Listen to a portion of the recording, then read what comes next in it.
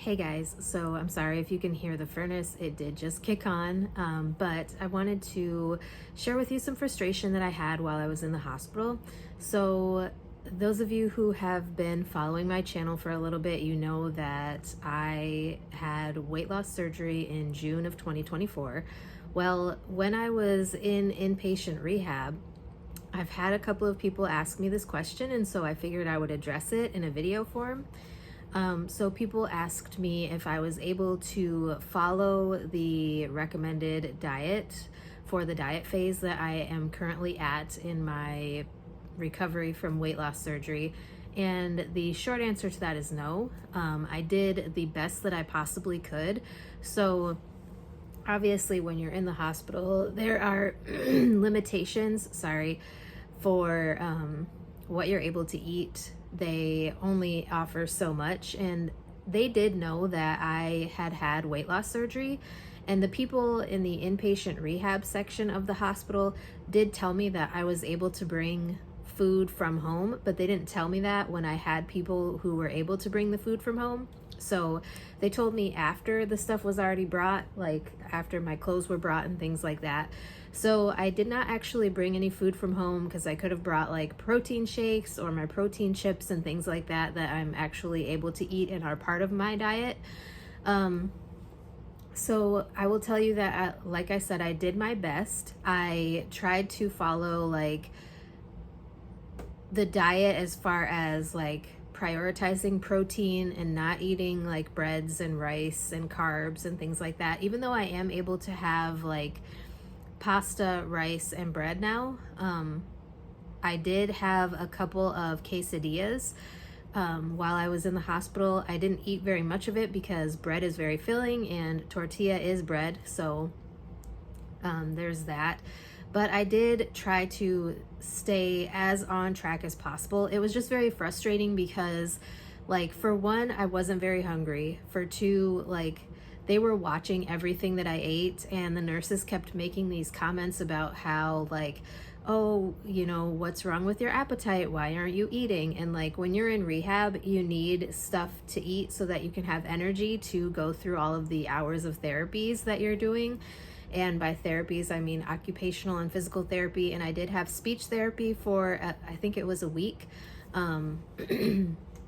But, you know, it takes a lot out of you. And so you need carbs for energy. You need to make sure that you're eating correctly so that you have enough energy to make it through those therapies, because it is a lot. You're asking your body to do a lot when you're not feeling your best. And honestly, the whole situation was traumatizing to me, and is still traumatizing to this day. But, you know, like I said, I did my best. I tried to follow and remember the things that the dietitians at my surgeon's office told me to follow. I know that I did not do the best possible, but like there were a couple days where they also offered at the hospital cauliflower crust pizza. So I decided to try that because I really had craving for pizza a couple days, and they were like the little personal pan pizzas. So they had like 4 tiny little slices, and I was able to eat like probably 1 to 2 of those slices before I got full. So I also did my best to make sure that I was following my fullness cues. So making sure that I was prioritizing fluid intake, protein intake, and watching my fullness cues.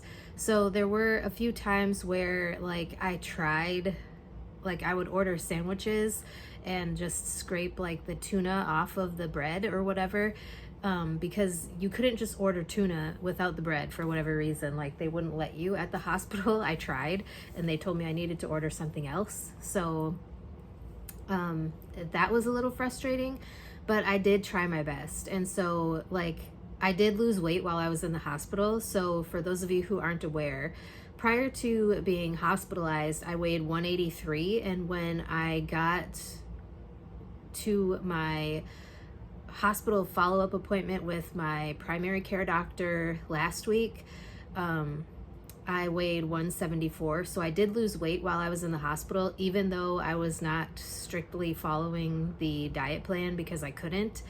So I would say that overall I did fairly decently, even though I wasn't able to completely follow the diet plan as it was laid out by my surgeon's office. So I would say, like, if you find yourself in that sort of a situation, just do your best. Like I have told many other people as I've gone through this journey, like, this is a lifelong commitment that you're making to yourself to be the healthiest version of yourself that you possibly can be. And so anything that you do that can make a difference in your diet choices or in your fitness choices, exercise, things like that, everything that you can make a decision to do in a positive manner is going to make a difference. So anywho, that is all for today's video. If you guys have any other questions or comments or topics you would like me to discuss on my channel in the future, be sure to let me know. I would be glad to get something filmed for you. And with that being said, I will talk to you guys next time.